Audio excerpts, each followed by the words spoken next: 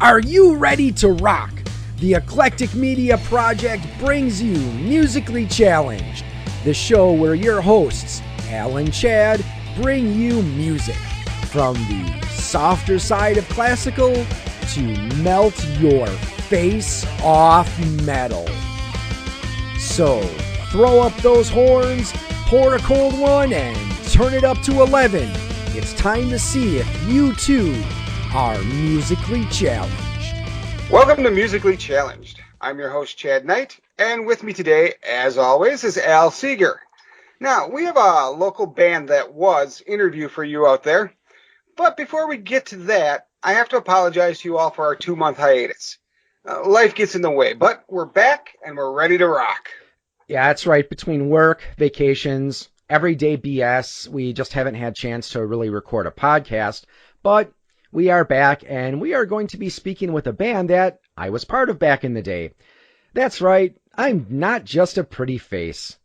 I used to rock it hard back in the day. Okay, Al, you don't get to brag about that now, all right? This is the intro. Brag when we're talking about the band. The band, Arcane. Oh, all right. So, I'm going to be talking with Al and his bandmates in just a minute, and we'll learn the story of Arcane. I had asked Al to do this episode, and what did you tell me, Al? Well, originally, Chad had approached me a while ago to do an episode about some of the music that I had made in the past, because I've done some just for fun, and when I used to work at a planetarium, I would compose background music for some of the shows that we did, and that actually gave me an idea to do an episode about the music I made with my band back in college. But this was a group effort and not a solo project, so it would only be fair to get the band back together. So I wanted to make this about us and not just about me. Right. Then we're going to continue on and we'll talk about how the band formed, what the highs and lows of music are. Now, Arcane is not active anymore, but I wanted to do this episode that you can understand that Al knows music. He made music. He wrote music. Al is music. Where I'm just a guy who likes music. I'm not talented in any way like he is. Chad, you don't need to say that. I know, Al, but it's true. Yes, I know, but so do they. So you don't need to say it. Ah, touche. Sorry, too easy. Now, that's the last time I try to compliment you. Now, back to the episode. So let's start by having each of the members introduce themselves, what instrument they play, and learn a little bit more about them. So we're going to start this with you, Al, and then we'll move on to the other guys. Well, as the listeners know, I'm Al, and I played bass. I like to think at least I tried doing backing vocals, and I tried doing some keyboard work. So that's pretty much what I did in the band. All right, let's move on to Kurt. How about you? Hi, I'm Kurt Wenger. I run a video production company in Sauk nowadays, and back in those times I was playing drums for Arcane. All right, let's move on to Dan. Hey, I'm Dan Hensel. I'm sure Al has mentioned me before in my show and all that stuff. I played mostly the rhythm guitars, and then I got talked into doing the singing. And yeah, I talk a lot, so I'm gonna shut up now. Okay. And finally, Jeff. Hey, yeah, my name's Jeff Matthew. I played lead guitar, also did some writing of the lyrics for some of the songs. And, glad to be on the podcast tonight talking about it. So, all right. Well, thank you guys. It's truly a pleasure to have you all here with us tonight. Now, Al, for this episode, as we all know, will be interviewed, not interviewing. So, with that, let's get started. So, this one I'm just going to throw out to anybody. What year did Arcane form? 1994. So that's when I first met Jeff. And, you hear horror stories about people who end up getting a college roommate and they totally hate each other. But that actually wasn't true for Jeff and I.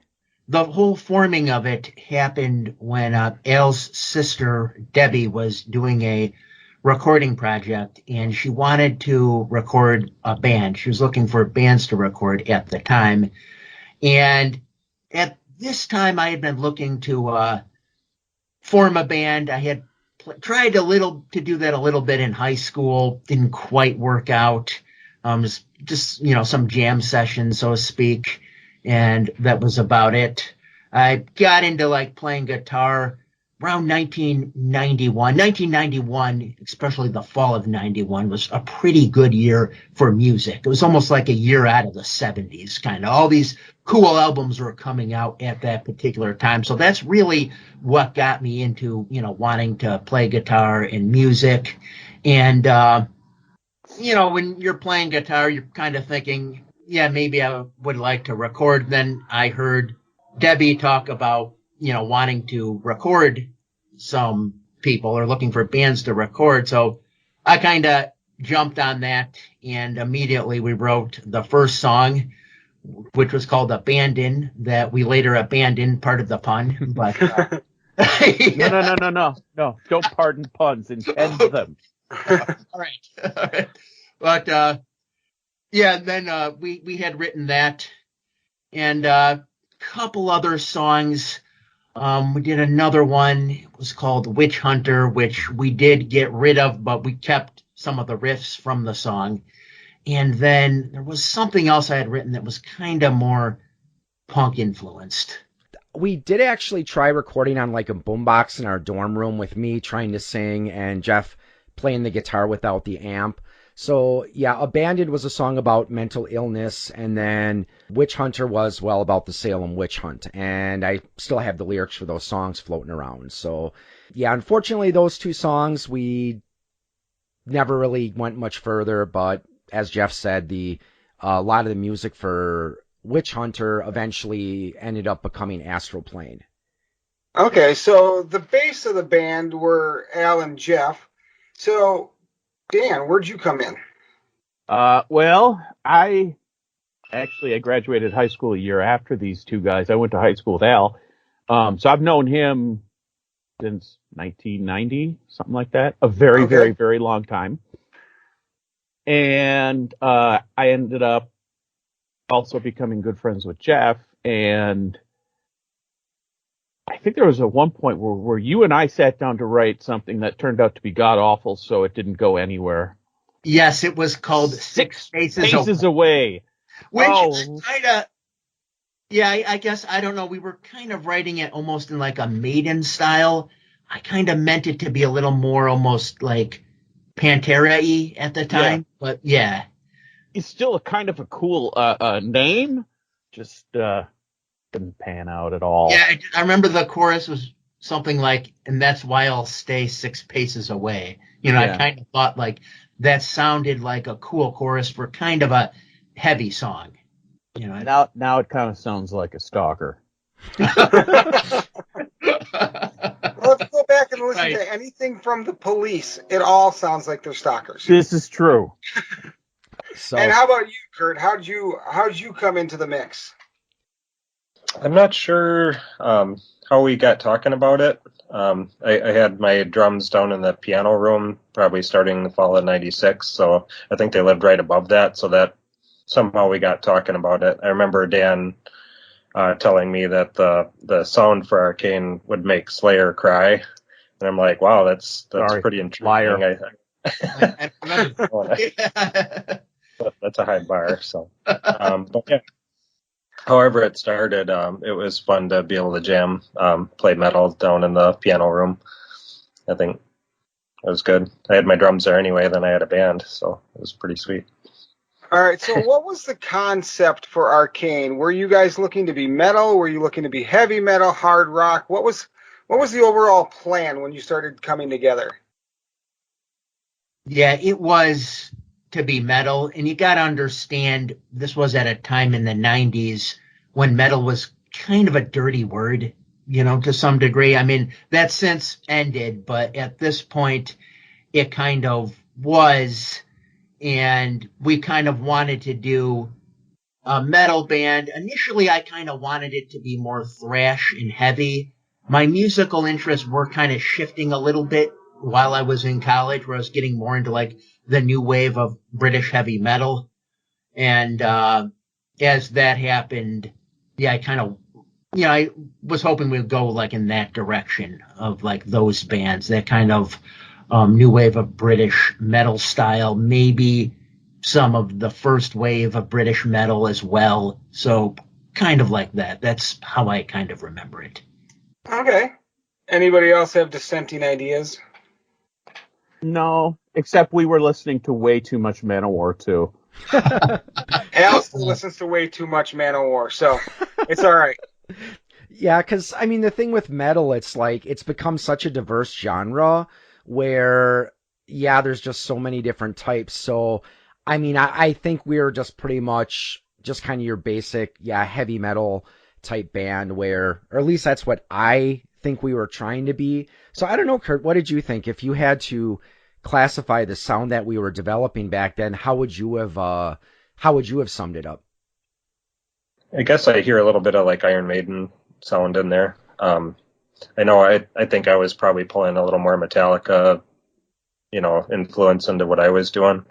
I guess that's just, I don't know. To me, it's just music. And when I hear it, I don't have to put as much theory into the drums. It's just kind of like what I hear in my head, I get to play it. So it was always fun for me just to hear something new and come up with something that goes with it. But all right, fair enough. They kind of had more of the plan. Here's one thing I remember, though, if I could add something. Dan absolutely brought a memory to my head when he mentioned Man of War. And I do remember there was this sense like, because it wasn't really so much like an information age at the time. So there were a lot of things we like weren't hearing. So I remember we had kind of this idea or mentality when we were listening to a lot of Man of War that we were going to kind of do the medieval metal thing. And we were going to like be the only ones kind of doing it. That there weren't a lot of bands doing it. I do remember that. There was a feeling of that. Like, we're going to do this medieval kind of stuff. No one else is doing it. Little did we know, there's tons of bands in Europe that were doing it. But. Yeah, we're going to be original, like all of those groups from Scandinavia and Germany we haven't heard of yet. All right. So, we're going to get into the first song here. Now, you guys are kind enough to allow us the rights to play the entire song for the listener, which is always kind of cool. Well, so, in the words of Geddy Lee, $10 is $10. So why don't we start with a quick story about how Astral Plane came into being? Who wrote this one, and what was your mindset at the time? Jeff, I think most of it were ideas that came to the table from you. I feel like. Basically, it's the classic metal escapist song. That's what I was kind of going for with that. I was listening to some other things at the time that were kind of similar, so I wanted to have this kind of escapist song about a guy who astral projects and likes it so much that he doesn't return back to his body. And this time, you were hearing stuff about the astral plane and astral projection, not as much as you do now. But I mean, at this time, there was some. So I remember being like really intrigued by it at that time and that whole concept. And started out with a slower riff later, and I could remember Kurt wanted it to be sped up a bit. So we sped that riff, the main riff, the verse riff up a bit to make it faster. So gave it kind of a faster sound. At first it was, played much slower. So that I remember. Okay. We also had an intro to it too. For a while, we had this little kind of high noted guitar intro. Do you remember that, Jeff? Yeah, I think so. I'm sure it's on one of those old basement tapes. It is, yeah. I tried mixing it in with the original version, but it didn't quite sound too good because you've got, because that was recorded on a boombox, whereas the final version was recorded in an actual studio. So yeah, it's kind of hard to mask the two differences. But yeah, I can see with Kurt how your Metallica influence came in there when we sped it up, because if you ever do get a chance to listen to like the original version, it is a lot slower. I mean, I honestly, I think it sounds a little bit better faster than it did slow. Let's let the people out in listener land judge. Let's listen to Astral Plane.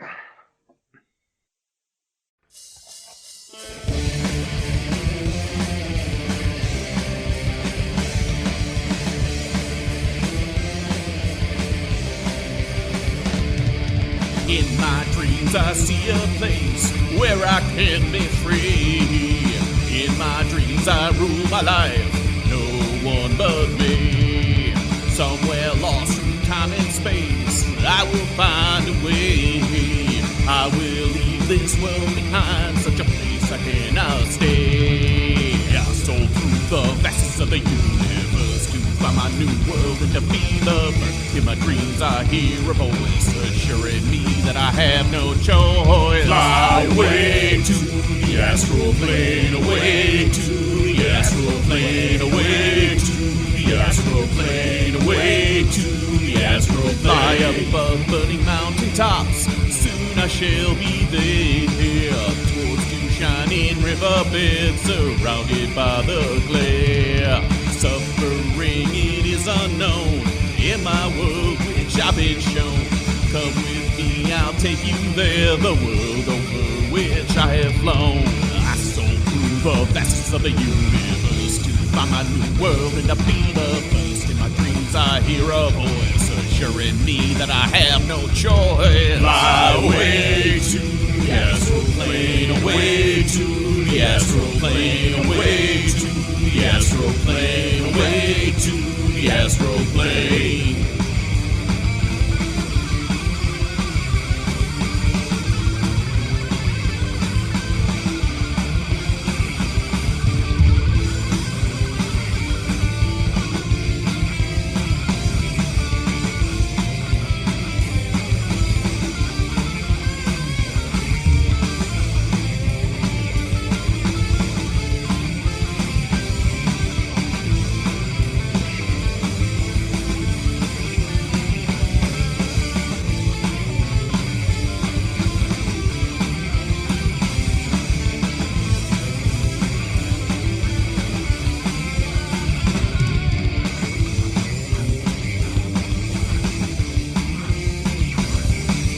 Living in your world is like living behind bars. No one to remember me, I'll live upon the stars.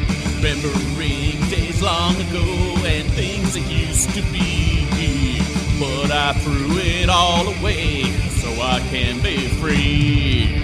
I soar through the vastness of the universe to find my new world and to be the first. In my dreams I hear a voice assuring me that I have no choice. Fly away to the astral plane, away to the astral plane, away to the astral plane, away to the astral plane, away to the astral plane, away to the astral plane, away to the astral plane, away to the astral plane, away to the astral plane, away to the astral plane, away to the astral plane, away to the astral plane, away to the astral plane, away to the astral plane, away to the astral plane, away to the astral plane.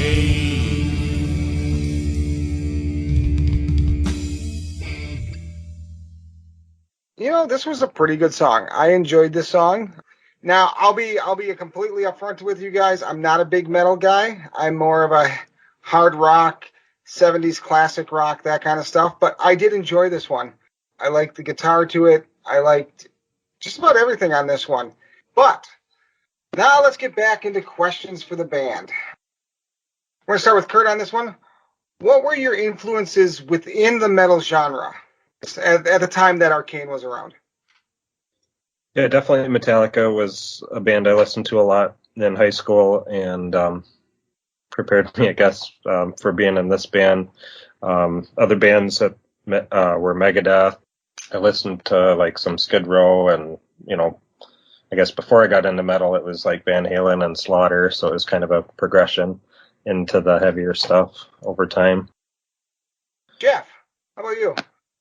I was a fan of like the big four of 80s thrash: Anthrax, Metallica, Megadeth, Slayer.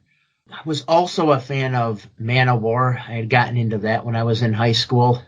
That's good high school music to listen to, certainly. And I was also the earlier White Zombie at the time. I was into Danzig.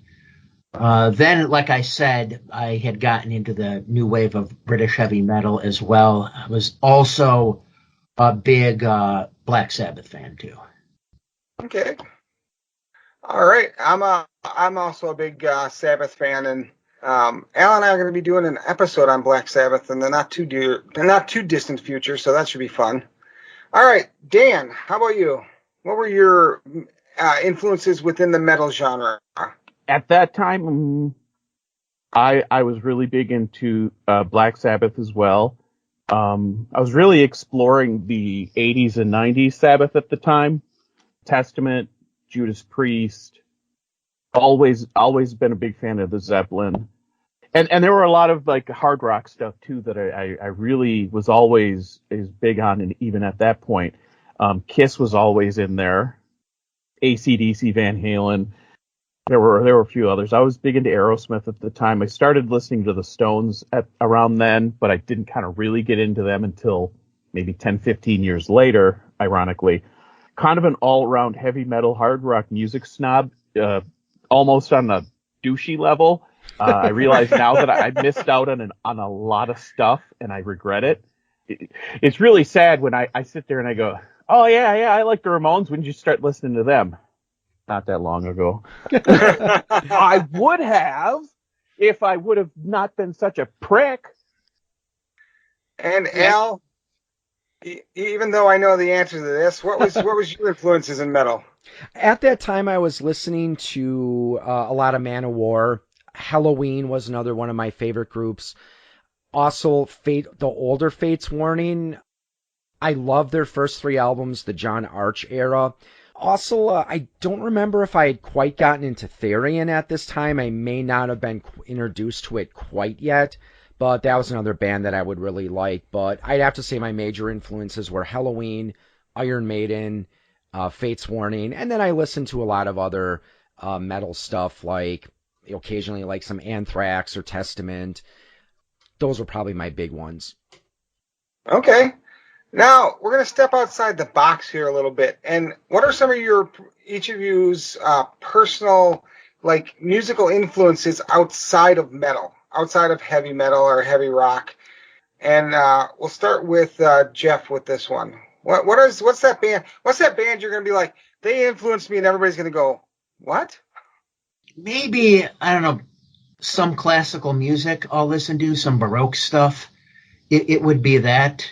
Yeah, outside of metal, I would say that there were also some punk bands that I did like Black Flag, Minor Threat, Sex Pistols, Misfits. You know, I was a fan of those bands as well. Okay. Dan, same question. Well, like I said, kind of a snob at that point, where I think most of my influences would have been towards the more classic hard rock stuff. I think I already mentioned Zeppelin, Aerosmith. I did always kind of have a bit of a love for the Beatles, Clapton, so a lot of that stuff. I also always have had a bit of a soft spot for like the glam metal. I still think that Mick Mars is highly underrated, and I'll stand by that. I would agree with you on that. I definitely agree. I did like a lot of the classical. When I was in high school and middle school, I was in the orchestra. Ended up being the first chair cello, actually. So there was a lot of Vivaldi that I really enjoyed, and Mozart, although if I could go the rest of my life without hearing Eine kleine Nacht music, it's just, no thank you. Symphony number 40 was always my favorite of his. Like the Grateful Dead, I was a fan of them. REM. I could add a lot more nowadays, though. Al, how about you? Outside of the metal genre. Well, back then I did listen to some classical music. I also did enjoy Celtic folk music a lot. there was a local record store where I picked up some sampler tapes by a record company called Nadara, and then probably you're going to laugh at me, but video game music. I loved listening to video game music back in the day. You know, I'm just throwing this out there. That actually has been a big thing lately. I've been reading a few things where in Japan, a lot of their classical concerts are now primarily video game music because it's so popular, especially like Final Fantasy type stuff, Dragon Warrior. Yeah, I mean, as far as video game music goes, I've been listening lately to a lot of the stuff from like Skyrim and, games like that. And that's some good music. Now, I'm not a fan of MIDI music, so like the classical video game music just kind of puts my nerves on edge. But the new stuff is really good. Well, and the thing is you gotta have a music in those where it captivates the player without making them want to throw something at the screen because it's annoying as hell. So right, they have a hell of a job in front of them. Oh yeah, absolutely. All right, and Kurt, how about you? Influences outside the metal genre? I had been in marching band, so I think a lot of my, stick heights and control and that sort of stuff came from, or discipline came from that area, which would be outside of metal. And as I got into college, I was starting to listen to like more alternative kind of stuff that I could put on when I was doing algebra to make me not snap, maybe, was kind of the goal, trying to like chill out and get my work done. So I was listening to like Juliana Hatfield and Baruch Assault and stuff like that. It still kind of had an edge, a little bit of grunge, and definitely a little hard rock to it, but just kind of the nicer vocals kind of, I found it to be a little more calming so I could get my homework done. Excellent. All right, so we're going to jump into song number 2 here. It's called Crashing Thunder. So what's the story behind this one? Who's the lyricist behind this one? That'd be Jeff again. Yeah, at this time I was kind of into that whole post-apocalyptic thing. Judas Priest was doing some of that kind of road warrior thing. Armored Saint had done some of that. There were a number of bands that were kind of doing that in the 80s primarily. They were doing that kind of road warrior type thing.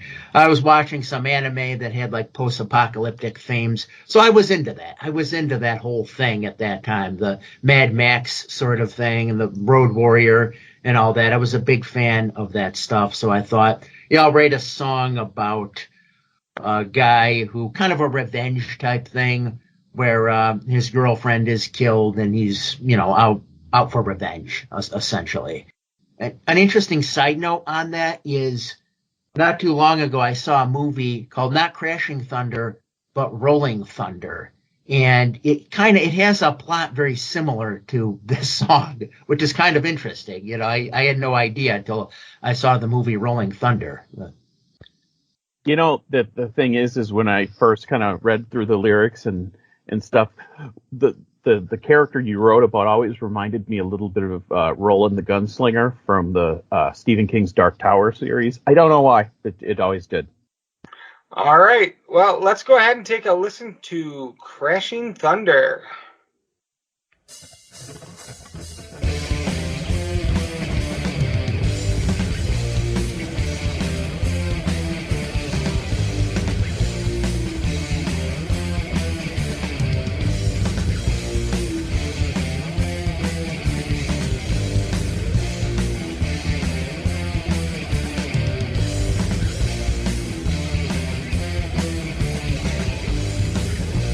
Across abandoned highways, ruined cities I ride. They couldn't catch me even if they tried. Like a whirlwind across highways, my wheels spin. Ever move onward, I'm moving to sin. With the crashing thunder I ride towards you. Every slash into my mind, so true. With the crashing thunder I ride forever. We'll meet in the end and be together. I've fallen from promises. Now I'm about to live my life on my own.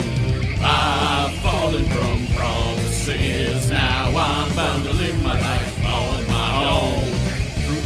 darkened alley, they still chase me, cornered at the end, no way to break free. I bust out at them, shotgun in my hand. The enemy, I mean, 6 go down, others ran. With the crashing thunder, I ride towards you. Memories slash into my mind, so true. With the crashing thunder, I ride forever. We'll meet in the end and be together. I've fallen from promises, now I'm bound to live my life on my own. I've fallen from promises, now I'm bound to live my life on my own.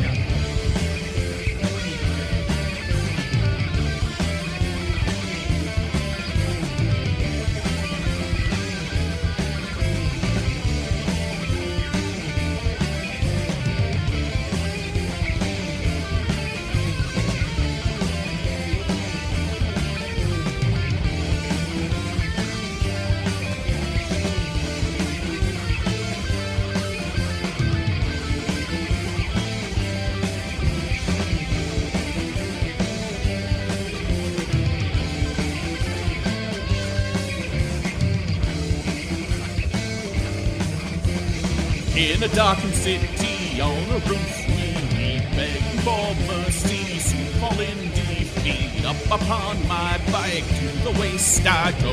Will I find myself things that I don't know? With the crashing thunder I ride towards you. Memories flash into my mind, so true. With the crashing thunder I ride forever. We'll meet in the end and be together. I've fallen from promises, now I'm bound to live my life on my own. I've fallen from promises, now I'm bound to live my life on my own. I've fallen from promises, now I'm bound to live my life on my own.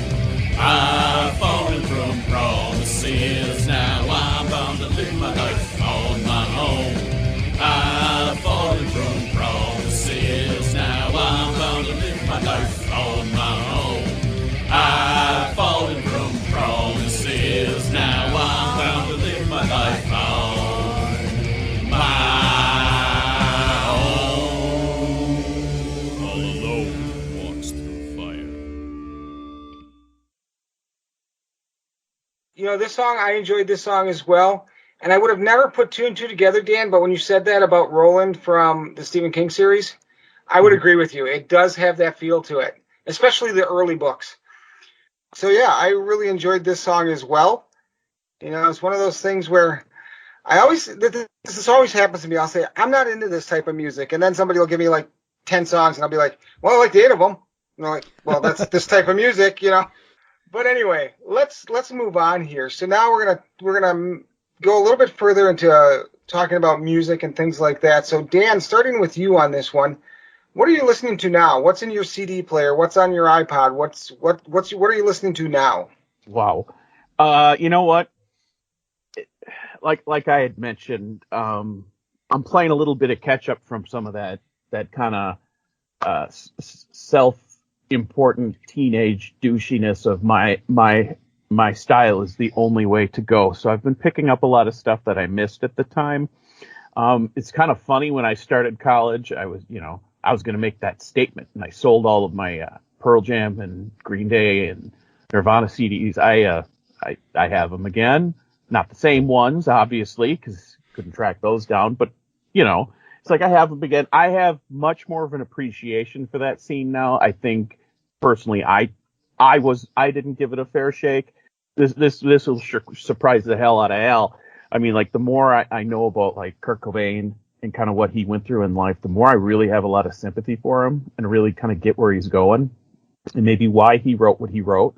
Yeah, because Dan and I were both very anti-grunge and anti-alternative back then. So yeah, we were metal snobs. So I understand what you're saying. And the thing is there's a lot of punk now that I have been starting to get into too. I do like Black Flag, like Jeff mentioned. I've really been enjoying the Ramones for the past few. One group I got into maybe about 10, 15 years ago that I can put them on at any time is Dead Kennedys. I love their kind of obnoxiousness with a good sense of humor. Although, I still won't listen to, Too Drunk to Fuck in front of my kids. Great song, though, by the way. And, I kept going backwards, too, and just grabbing stuff from years past. Really, like, I connected with the Blue Oyster Cult is one of my current favorites. They have this... They used to be described as thinking man's metal, although that was the 70s. Now, when you look back on that, it's like that wasn't that heavy. But they have a good groove to them. So many different groups. I'll just randomly pick like a George Carlin comedy CD. So it would be a fair statement to say that over the years your musical tastes have changed? Changed and stayed the same, because when I was in high school, especially my senior year of high school, freshman year in college, I had quite the obsession with Kiss, and just this week I was listening to a whole bunch of Kiss late last week. I can go back to any of it, and I can come back and try new things. There's a lot of groups that my wife listens to that I like too. That maybe at one point I thought, oh, they're stupid. Now it's like, Ween is awesome. Love Ween. The best country western song I've ever heard was a Ween song called Piss Up a Rope. Go find it. I will. Actually, that sounds funny. Al, how about you? Well, one group I've got into is called the Dread Crew of Oddwood. They are pirate-themed heavy metal played on acoustic instruments. I've actually gotten a little bit into Johnny Cash. Occasionally I'll listen to some older country.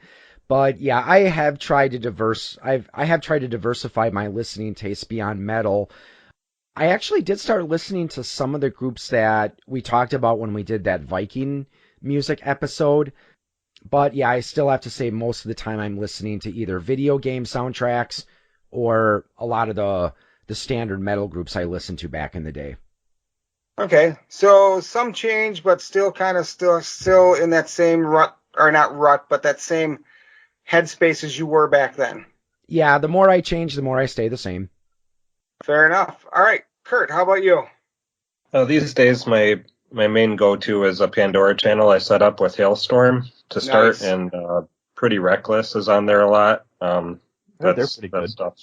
Yeah, they're awesome. Silver is one I hadn't heard of that came up on there. Silver with a C. When their stuff comes up, I'm always kind of blown away. So I've got that's probably my main one, and then I did set up like a Veruca Salt playlist too, and that brings up a lot of that old 90s stuff. From there I was hearing more Donnas and things like that I hadn't heard back then because I just wasn't listening to it, but I do like that. And then a little bit of bluegrass. I set up a channel that way too, but mostly it's the Hailstorm. Okay. All right, fair enough. All right, Jeff, how about you? Yeah, some different things. I've been a fan of kind of this 70s throwback music movement. Yeah, I've been a fan of that. Another band I really liked, kind of recent, Unleash the Archers. I like them too. I think they're a great band. Another one this guy's been around for a long time, but I really love his new album, and that's Blaze Bayley, The War Within. I've been listening to that continuously. It's a great album. Always trying to still, discover new bands, and even to discover old bands as well, like old bands from the 70s that may have been underground or too underground, didn't really become too big. But, just a lot of different things. Ghost is another band recently I had gotten into. Lucifer is also in that 70s throwback music. I believe they're on Metal Blade. I'm kind of listening to some of them. So I think overall we can say you guys have all expanded your repertoire, but you still have that base in metal. So seemed like a fair idea. For the most part. That's right. Yeah. Yeah. All right. So Al, this next question I'm going to start with you, and this is going to be the hardest question I ask you guys all night, because I'm going to make you only give me one recommendation for our listeners. If you could give somebody just one recommendation for a song, what's the song and who's the artist? Okay, just like one song that I think everyone should listen to at least once in their life. Exactly. Oh boy, there's a lot of them I would recommend, but I would have to say The Siren in the Wood by Therian. It's a nice blend of heavy metal, classical, and opera style singing. Now, the language they're singing in is like, I think, Arcadian. So even though I can't understand the lyrics, I don't know what they're saying, it's still a very beautiful song to listen to. All right, Kurt, how about you? I'm torn. I'll say Take Me Down by Pretty Reckless.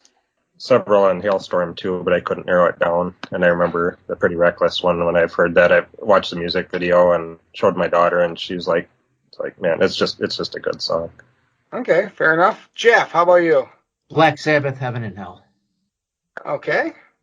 Believe it or not, that is one of the songs I have picked for Black Sabbath. I think that's a great song. And then Dan, how about you?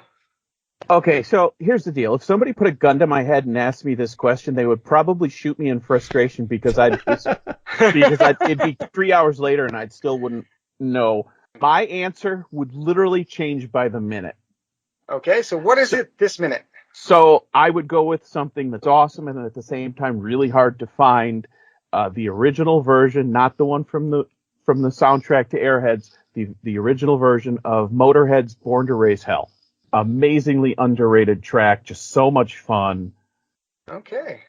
I don't know if I've listened to the original. I know the song, and I know Motorhead. Yeah. So. Well, the one from Airheads where they put in the guy from Ugly Kid Joe and Ice-T were in it. Right. So that one. But this one is all Lemmy. Okay. All right. So let's jump into that third song that we're going to do today, and that is called Past Life Dream. So what's the backstory on this one? Is this another Jeff one, or is this somebody else?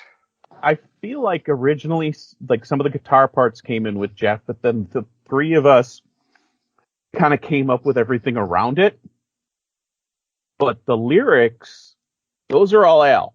Yep. Yeah, they're musically, in the version that we recorded with our drummer Mike, there was a guitar part that, I mean, there was the slow acoustic part, but then there was another like melody to it, like do do do do do do do do do do do do, something like that, which I don't know why we took it out. I actually liked it, but I did too. But as far as the lyrical content, the song is actually a criticism of the commercialization of Christmas, because if you play the original studio version backwards, there's a part that goes, "Scream, Santa, scream, this is where I hit you." Seriously? Doing that. Seriously.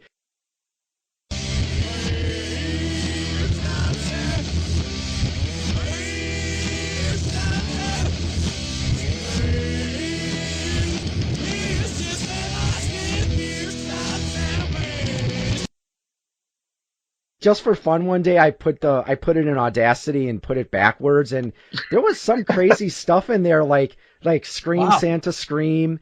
There's another one, "Hey, there's a mosh pit." I think there was another part that said "Lucifer is lonely."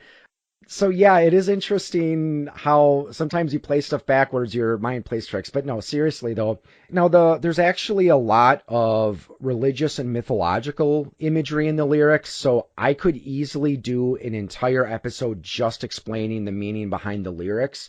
But if I had to sum it up, I would say it's a song about trying to find meaning in life.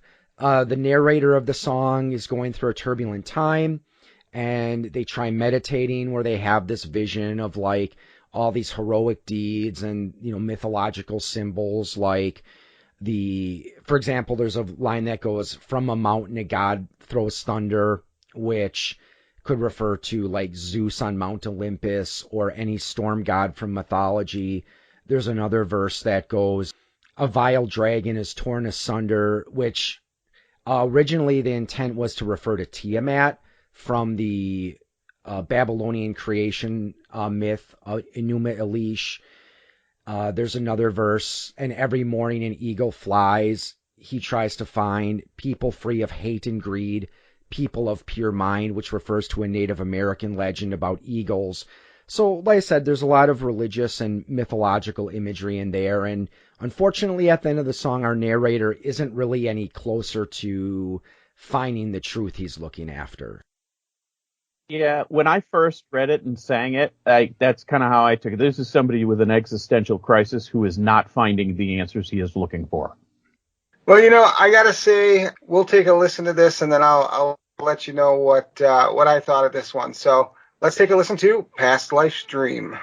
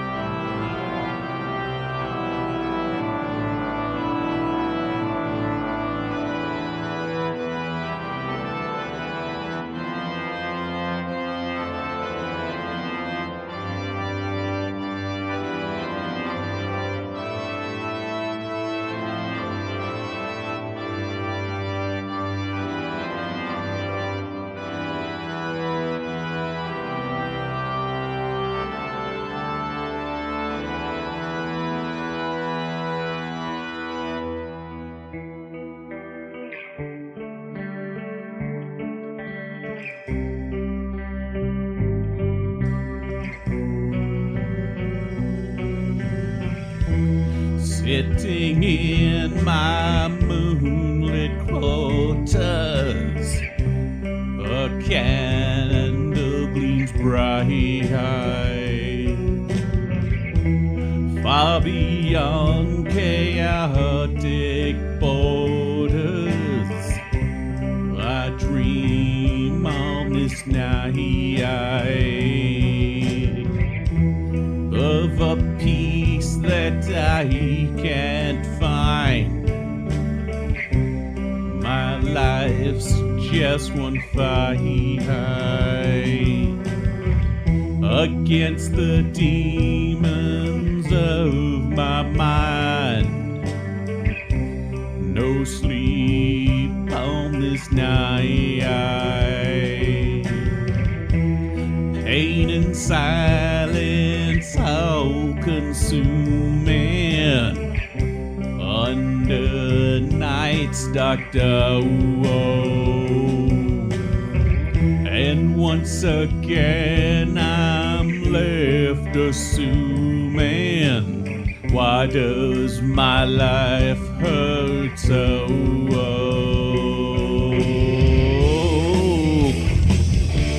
What does my life hurt so?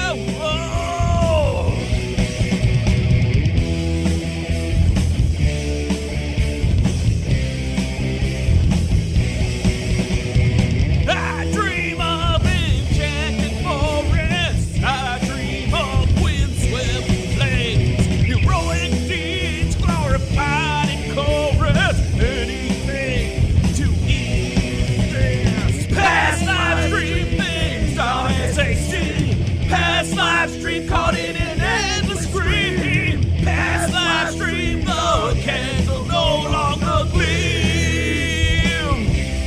Past lives dream.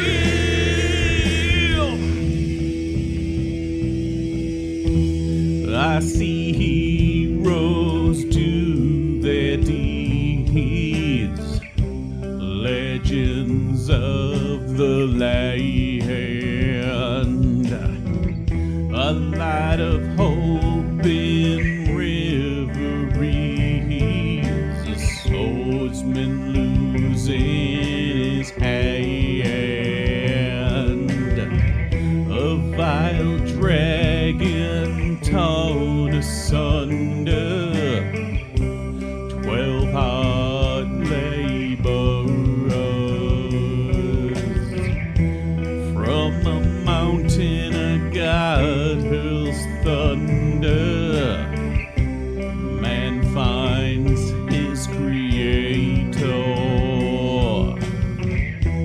And every morning an eagle flies.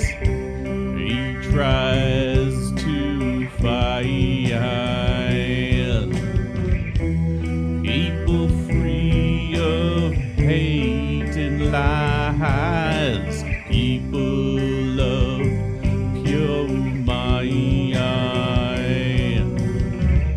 From now until beyond eternal, I witness the fire of forces good and foes infernal, darkness and the light.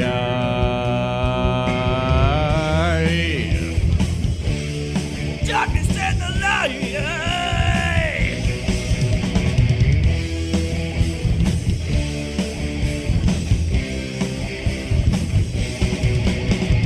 I see kingdoms rise and fall as I travel through time. From the mist the demons call, but I have crossed the line. Past live stream things are as they seem. Past live stream caught in an endless scream. Past live stream the candle no longer gleams. Past live stream.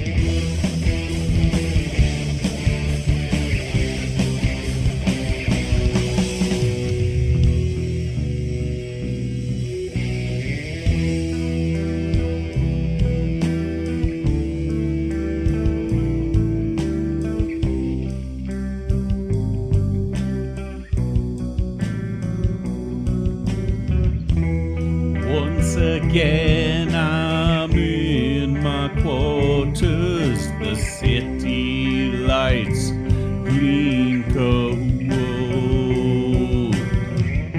staring out my window's borders. Gone are the heroes bold, always searching, never finding what my mind holds. From when we're born to when we're dying in this flesh mold, far beyond chaotic borders, I've dreamt of this night, of in my lifetime finding order, but no hopes inside. No hopes inside.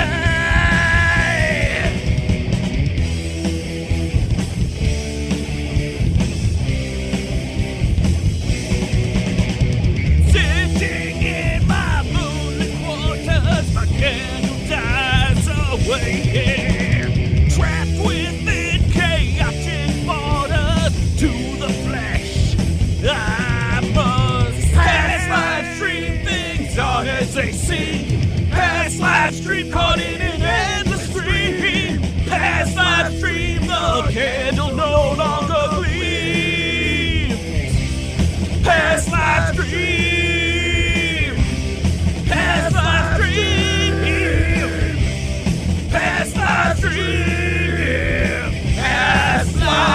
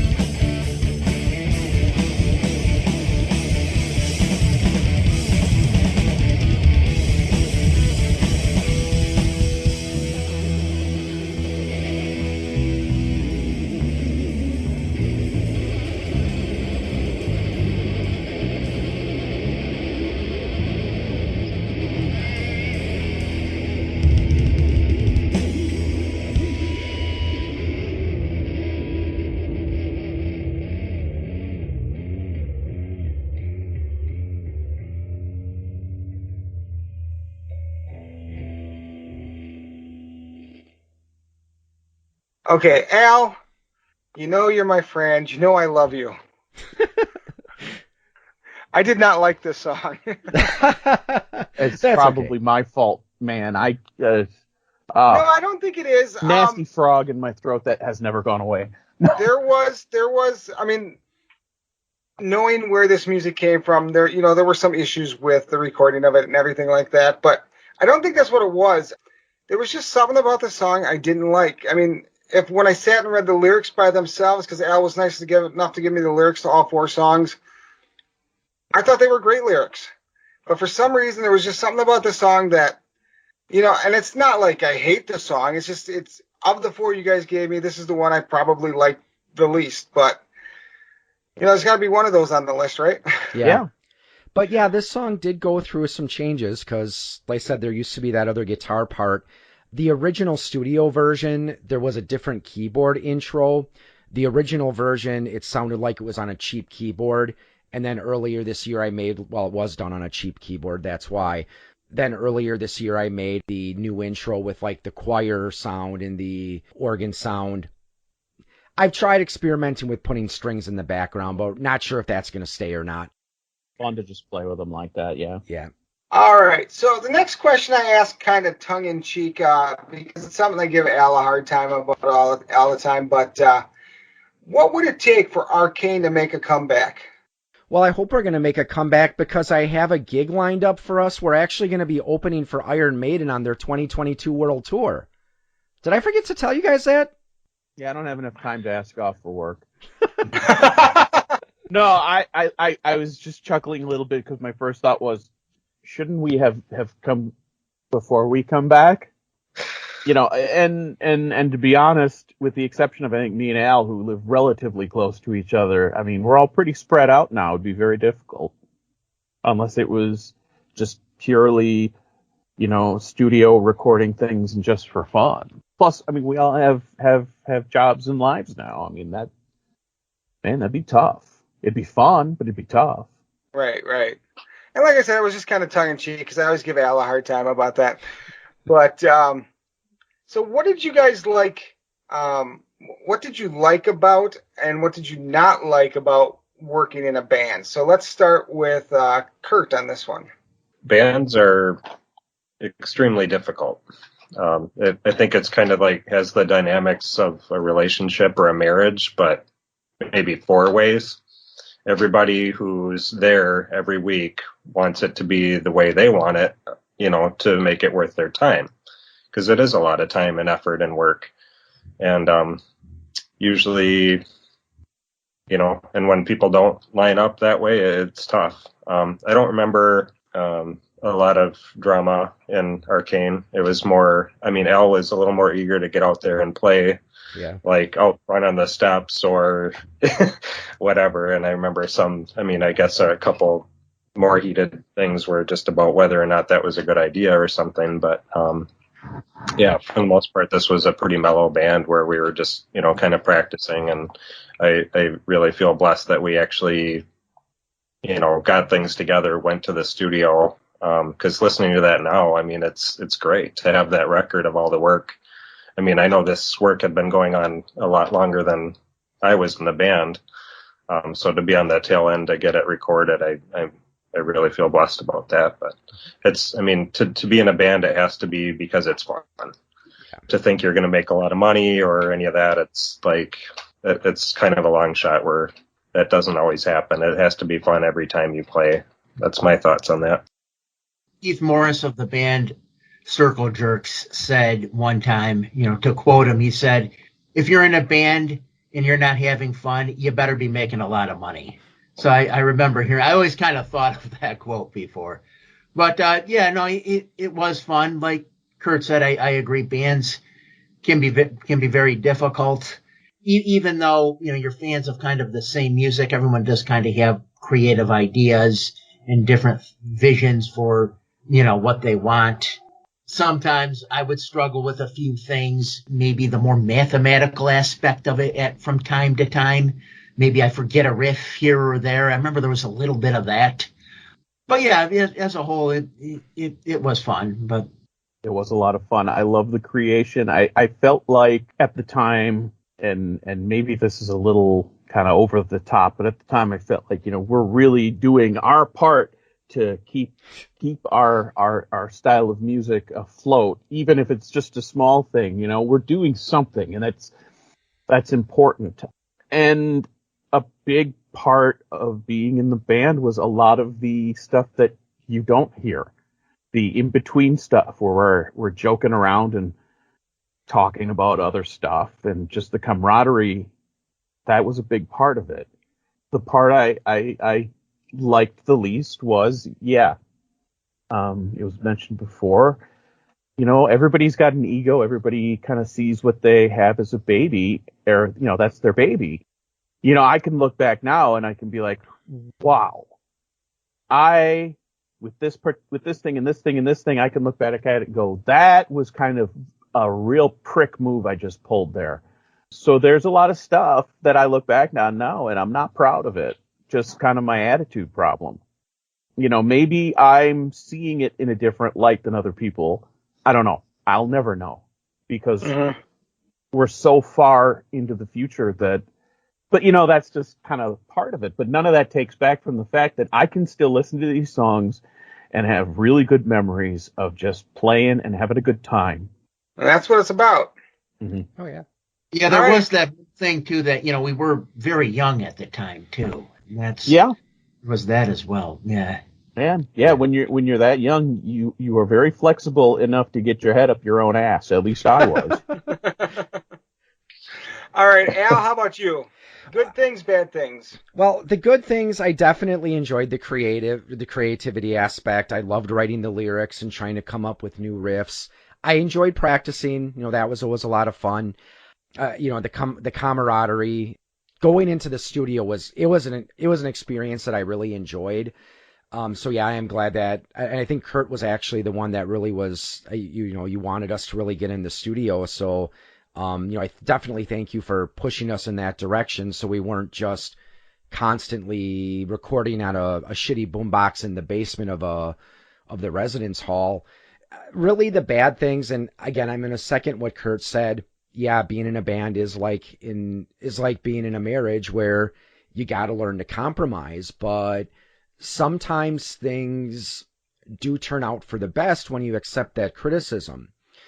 There was one song, and I don't know how much you guys remember of it.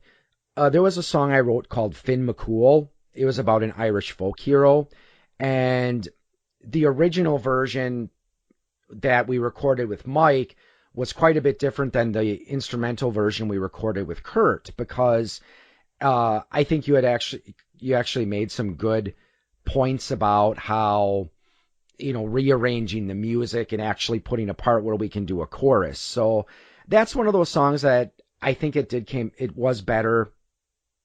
Once I kind of, I'm trying to think of the best way to say it. Once I kind of let my ego go and think, okay, yes, maybe I had this idea, but accepting this input from bandmates and making changes would actually have made it a better song.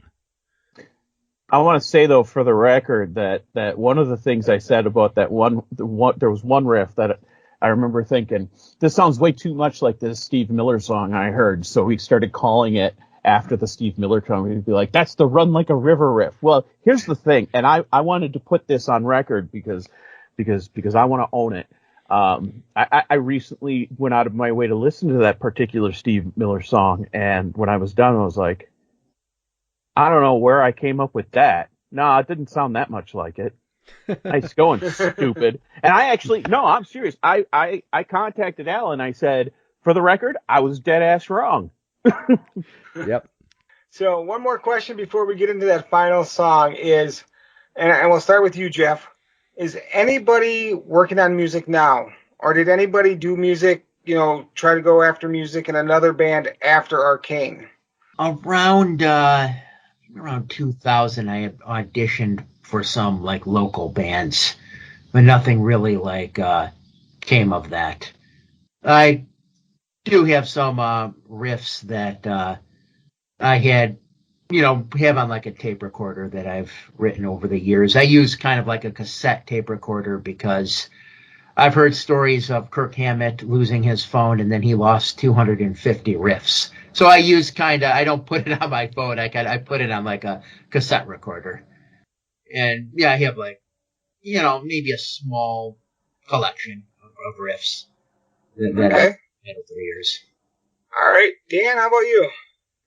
Yeah, every once in a while, I was playing. I came up with a few songs. I wrote them down. I played them like on a tape recorder, like that Jeff mentioned. And then after my first kid was born, the room that I used to play guitar in turned into her bedroom, and I didn't touch my guitar until we moved to our new house about 6 months ago. Because now I have a place where I can play again, and it's been feeling really good. All right, cool. Al? Well, after Arcane, when I was working at a planetarium for a few years, I did experiment with MIDI files to create soundtracks for some of the shows that we did. And I still play around with MIDI to this day. I have a couple of ambient, experimental albums that I released on Bandcamp. So those are up there, and also they're on YouTube if anyone wants to check them out. And what about you, Kurt? Yeah, after Arcane, I was in another metal band in college called Shock Hazard, and we played some taverns around the Oshkosh area. I was briefly in Disturbing the Peace, which was a band that was in the Oshkosh area and looking for a drummer, so I think it was like a summer I played with them.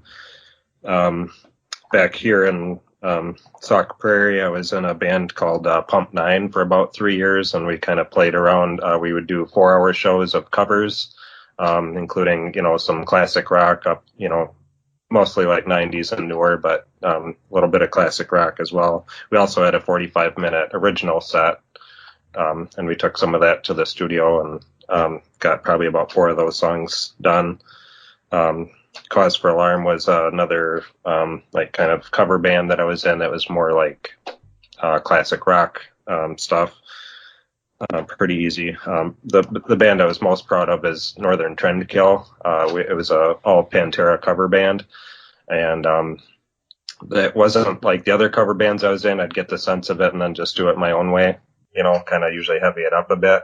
But with the Pantera songs, it was like I wanted to know it note for note and have everything fit together the right way, because those songs were like engineered. It wasn't, there's a lot more to it. And then after that, the only thing I've done was I was playing bass and a little bit of drums for a church band up in Baraboo. All right, so let's get into the final song. This song's called Forbidden Visions of the Seeress. Personally, this was my favorite song of the 4, but who wrote this one and what's the story behind this one? I came up with most of the riffs, and I remember the day it was, too. It was Valentine's Day, 1997. This was actually, it's funny, too, because when we went into the studio, this was like the newest song we had come up with. So I don't know how it managed to get picked to be recorded. And I was just banging out guitar parts, and then Jeff came in. He liked what he heard, so we started going back and forth, and we got all these guitar parts pretty much set really well for when we had our next practice. Lyrically, for a long time, like, this didn't have any lyric. I know about a year after we recorded it, I came up with something, and they were, let's see, what's the technical term for this? Awful? But probably a few years after that, I started to come up with this idea of basing it on the Voluspa, which is this whole part of the Poetic Eddas where it involves the Seeress and Odin and kind of going back and forth with. And I thought, that's a really good story. Nobody's really done anything with it. Talked to Al a little bit about it. He's kind of the expert on that, and he thought it was a great idea. So finally got that put down on paper. Okay, well, let's go ahead and take a listen to Forbidden Visions of the Seeress.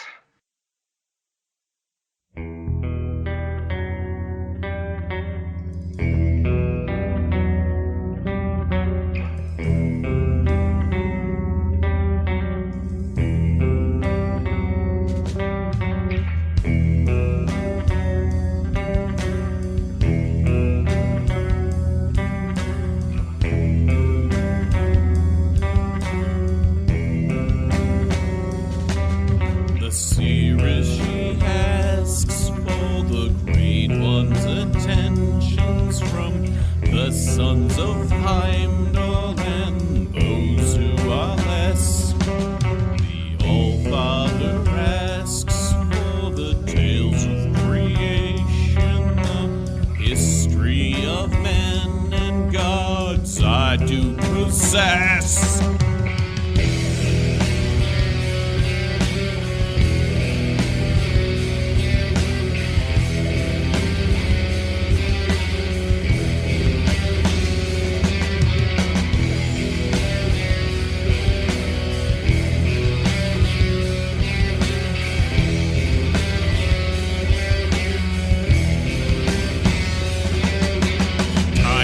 Yet new when him it did settle, no sea and no earth nor heavens were there.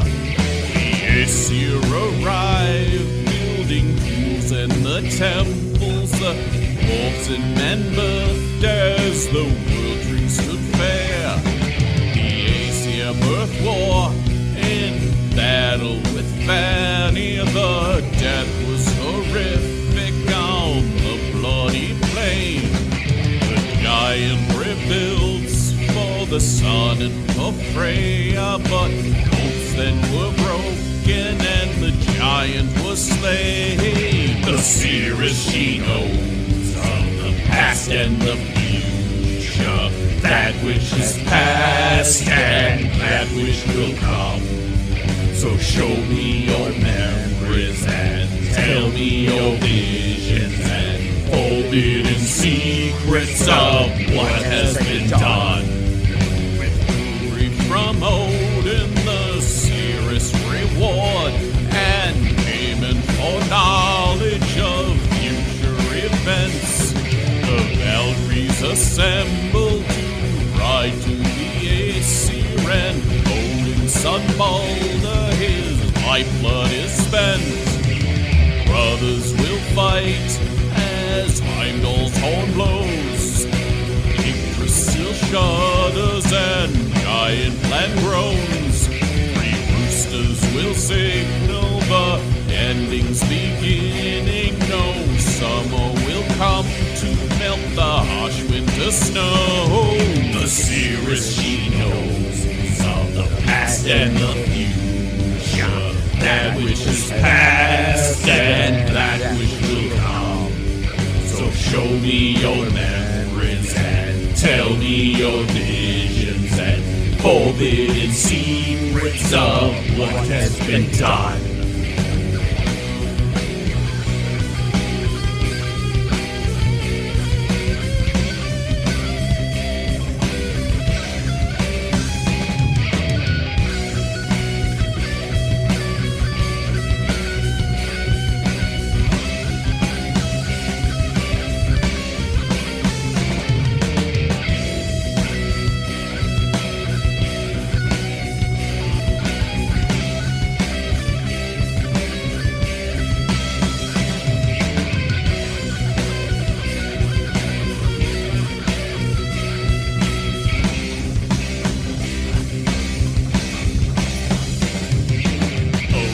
Devoured, defeated by Fenrir, the doom of the gods is beginning to call. Thor with his hammer will defeat the serpent, the venom which spills will cause Thor to fall. Sif will slay Freyr while Heimdall slays Loki. Our revenge is Odin slaying the wolf. The Aesir do fight till almost all the blood spills, and in fires of search the world is engulfed. The Seeress, she knows of the past and the future, that which is past and that which will come. So show me your memories and tell me your visions and forbidden secrets of what has been done.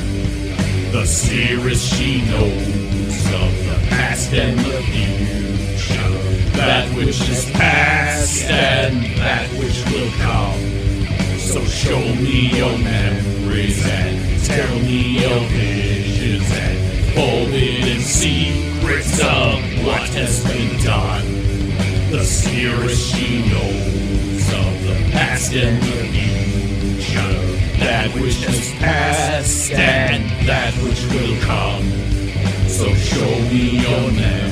voice and tell me your visions and forbidden secrets of what has been done. All is not lost, though, as some will survive. In idle splendor, your kin they will thrive.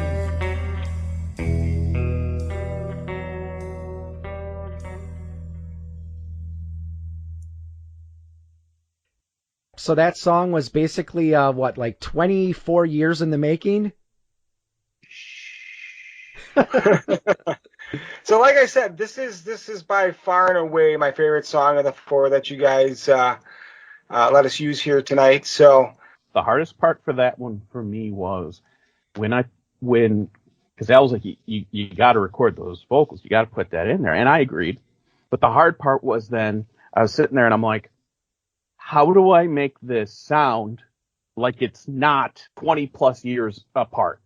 Where it's like, I didn't want it to sound like you just put the vocals over it and you can clearly tell that they were from last week and everything else was from the Clinton administration. I wanted it all to sound cohesive, you know?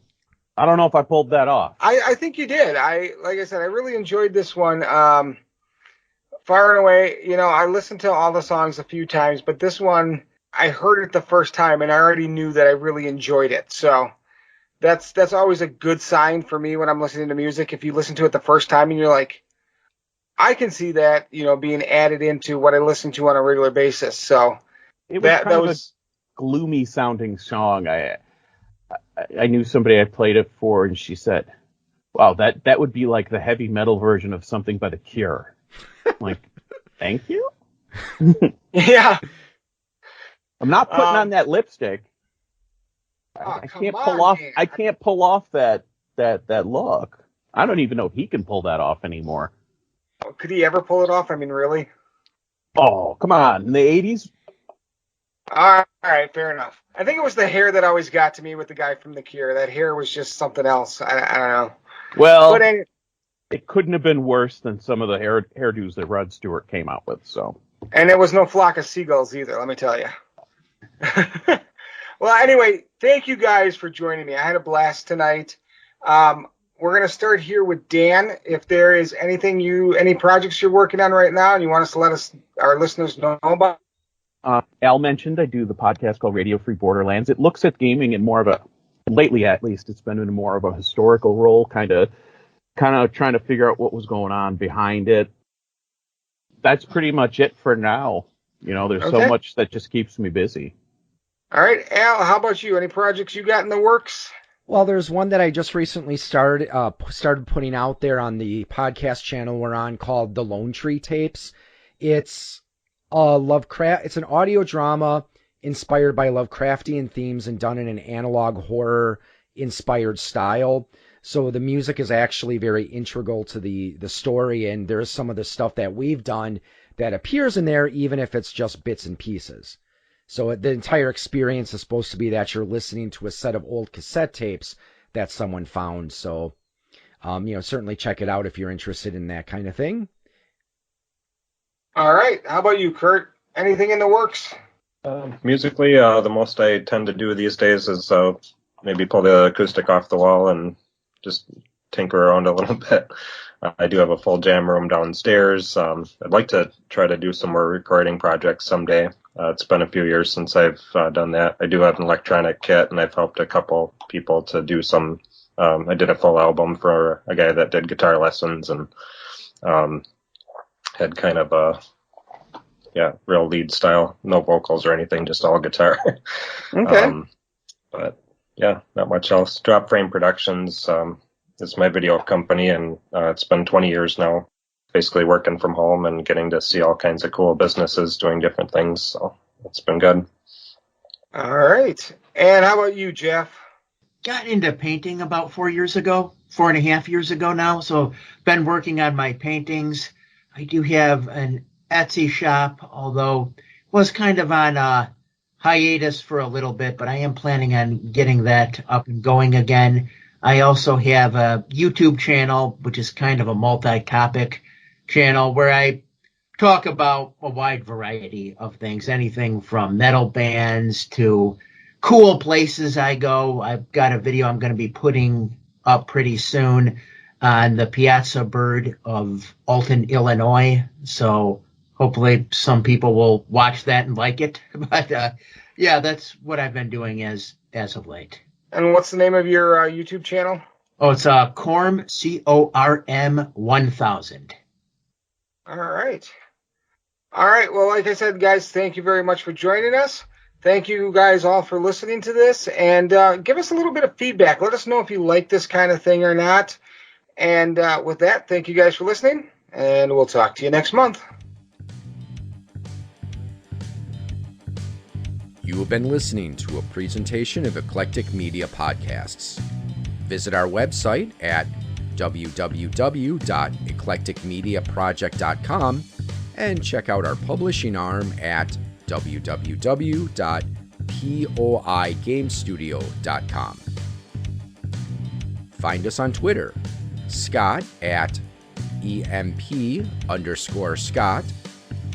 Al at POI Game Studio, and Chad at Chad EMP.